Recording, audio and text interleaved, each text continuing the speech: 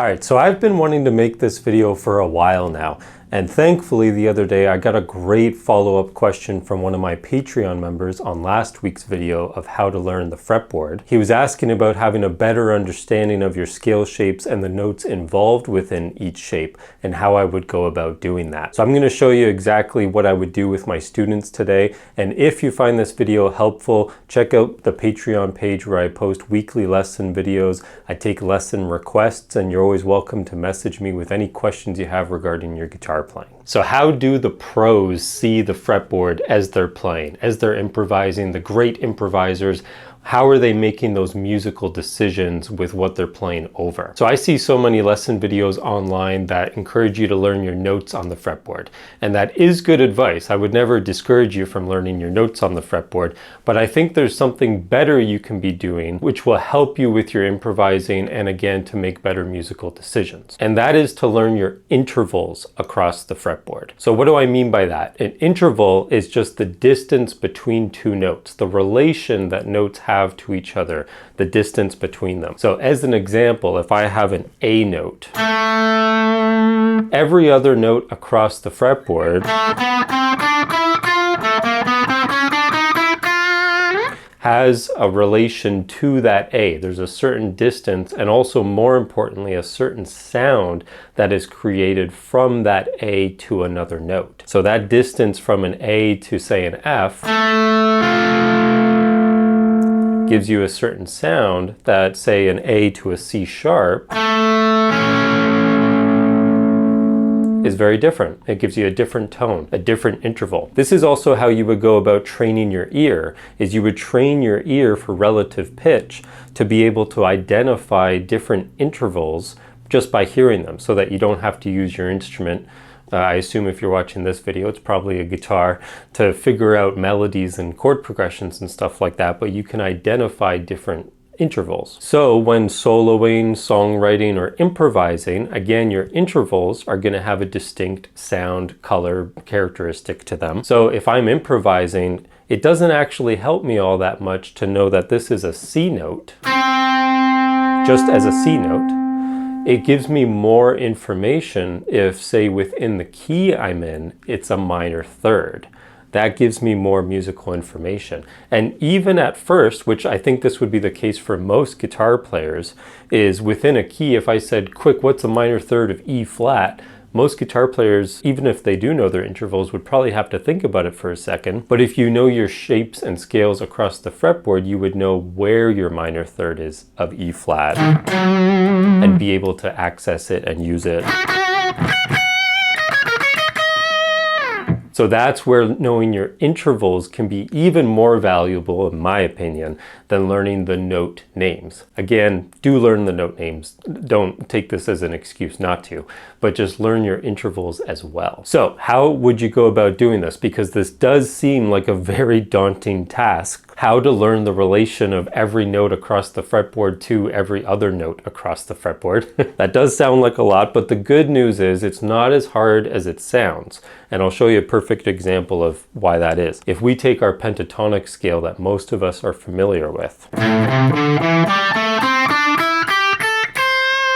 A minor pentatonic. So in A minor pentatonic, I was playing A, C, D, E, G, A, C, D, E, G, A, C, and it just continues up until you run out of notes. But more importantly, again, intervallically, I'm playing the root, the minor third, the fourth, the fifth, and the minor seventh. You may also hear them as the tonic, the root, the flat third, the minor third, perfect fourth, perfect fifth, flat seven or minor seven. And then that would also continue up. Another minor third after your root, perfect fourth, perfect fifth, flat seven. Back to root, minor third, fourth, fifth, flat seven, root, and so on and so on. As a guitar player, we know our pentatonic shape, and anytime we move that around to any other key, that happened to be A, but if I play C minor pentatonic, intervallically, it's the same intervals. It's still the root to the flat third, to the fourth, to the fifth, to the flat seventh. Sounds like a song or something like that. A very boring music theory song. But root, flat third, fourth, fifth, flat 7. Within the shape, it's always in the same spot. So how I would get started with this is when you're learning your pentatonic shapes, the 5 different pentatonic shapes, what I do with my students is, let's say we're in A minor pentatonic, I'm going to have you find and focus on the A's within each shape. Not every single interval at first, but just your A's. Just know where your root notes are. This also helps when it comes to phrasing, because typically with phrasing, it sounds best if you're kind of gravitating around your roots. So if I'm in A, your A,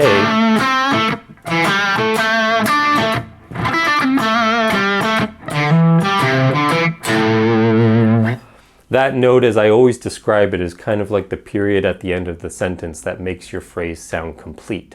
So it's very good to know where your root notes are. Yes, you would probably gravitate to those notes using your ear anyways, but again, practicing fretboard knowledge, it's really good to visualize and see where they are. So yes, this does take some practice for sure, but as you're going through your 5 different pentatonic shapes, try to know where your A's are, again, to kind of gravitate around them, and it gives you these anchor points within the different positions to kind of give you a better understanding of where you are within the scale, instead of it just being 12 different notes across the 6 strings and not knowing where to land or gravitate around. So once you're familiar with where your root notes are in each position, then you can start to look at the other intervals, because again, they always go in the same order.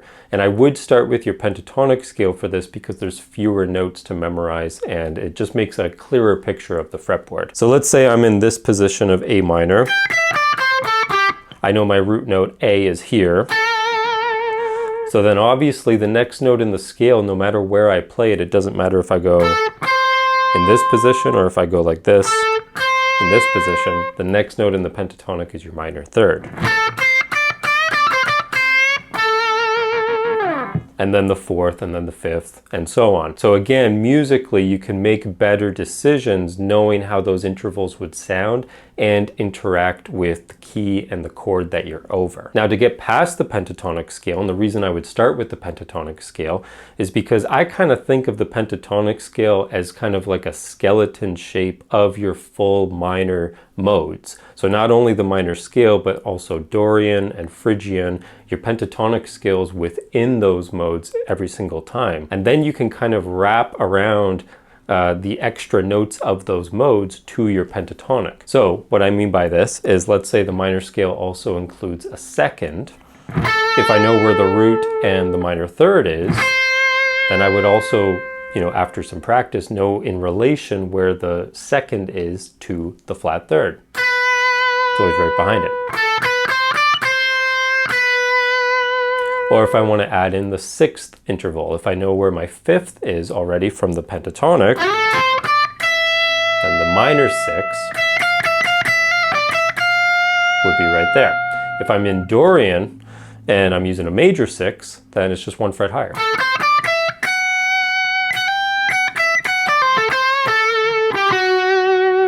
I also know it's right behind my flat 7. So as I'm playing my pentatonic, the note behind the root, my flat 7, then I got the major 6 right behind it.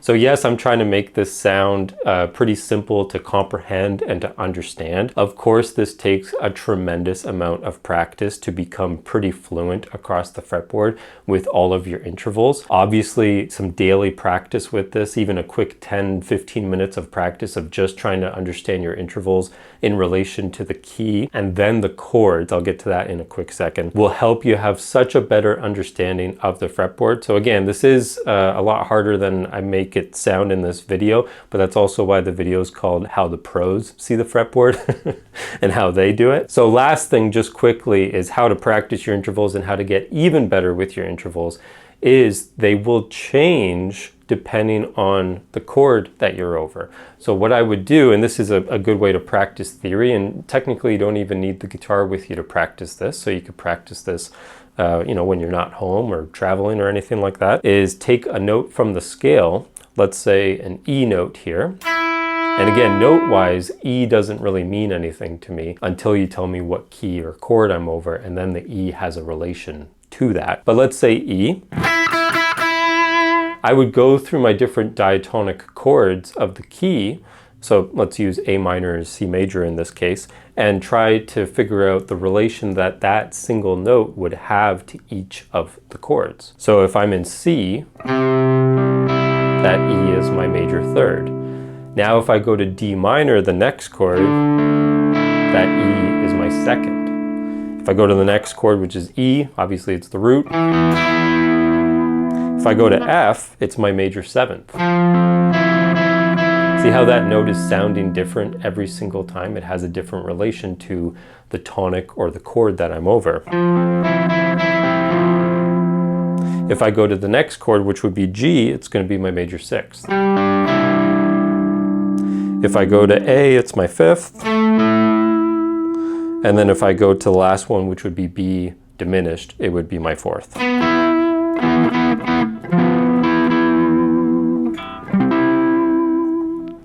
So when improvising, knowing your intervals and again using ear training to know the sound and the color of each interval, I'm able to make better decisions with knowing how that note is kind of going to sound over each chord, or at least within the key. So I highly encourage you to practice this, as I said, for 10-15 minutes each day. Is just practice getting to know your intervals within the scale shape. You can do this starting with the minor pentatonic and the major pentatonic. Since the major pentatonic would have a different root, let's say C major,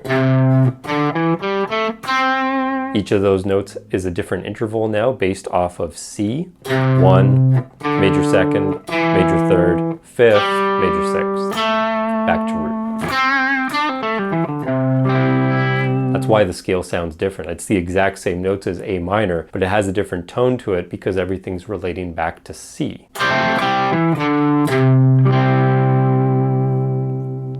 So again, yes, this does take a lot of practice, but this is probably one of the most helpful things that you can practice to really not only get to know your fretboard, get to know your scales, but also train your ear and make better musical decisions as you're playing and build up your vocabulary when it comes to your phrasing as well. So if you found this helpful, check out the Patreon page at the link below. Request lesson videos. I post them weekly, and always reach out to me with any questions you have. Again, thanks to my Patreon member for this amazing question to last week's video. Hopefully this clears it up a little bit, but it does take a lot of practice. So go practice.